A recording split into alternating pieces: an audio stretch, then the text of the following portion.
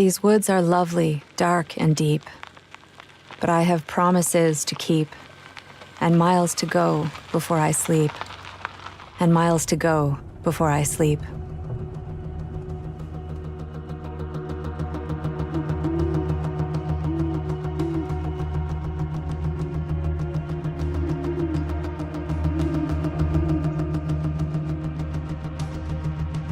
Tonight, the investigation team and I have set out to document one of the secrets of factory farming. The images I'll shoot tonight will haunt me for months to come, but they hold the key to helping millions of animals. Like a blanket, the darkness enfolds me. I breathe in the crisp air and look up at the moon. These surroundings calm me. They sharpen my senses, as they've done so many nights before. Every investigator knows that nightmares are not born of darkness. They emerge under industrial fluorescent lights. This is how modern-day chickens are raised. The barn feels more like a field of chickens. And in here, they're treated much like crops. These animals have been bred to grow so fast that their hearts and legs can hardly keep up with the pressure from their bulking bodies. We haven't spent more than a minute here before we can see the dead scattered amongst the living. To some, death comes quickly. Others wither slowly away.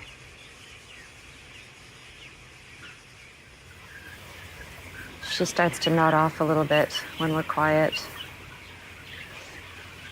And she's got a badly paralyzed or injured leg. So she pushes herself around, flaps around, but she can't really walk anymore. This is going to be her fate.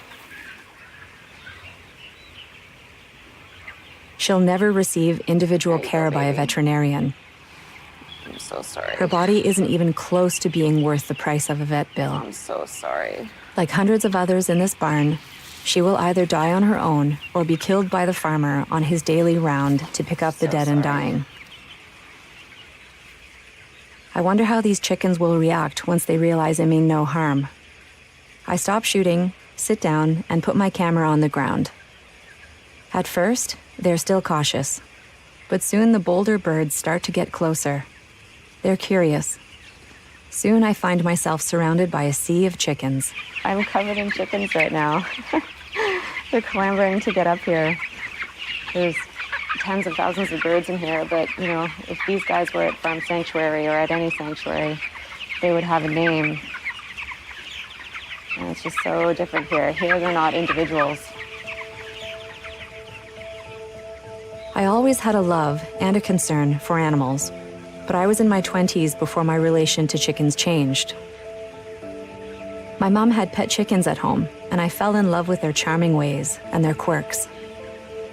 But at the same time, I was eating chicken for dinner. I was quick to realize that these animals were no different from the dogs and other animals I so adored.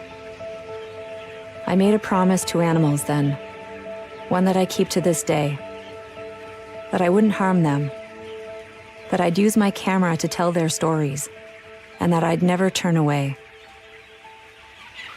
This chicken has never been pet before, and she loves it. I mean, chickens just love this. She's settling down onto my hand. She's starting to preen herself now because she likes what I'm doing so much. Look at this. She's settling into my hand because it's warm. She's happy. Yes. Yes, I like you too. I know that you're sweet. I mean, she's sitting in my hand. I'm feeling her little heartbeat. As dawn approaches, our time here is running out. It's time to leave.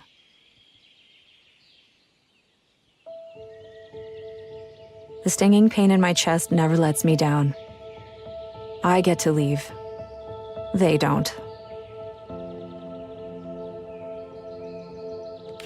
Keeping people in the dark enables this industry to exist without scrutiny. Photography is my contribution, my way of shining a light in that darkness, my way of creating change. my promise. You too can make a promise to not cause harm, to look, to really see, and to never turn away.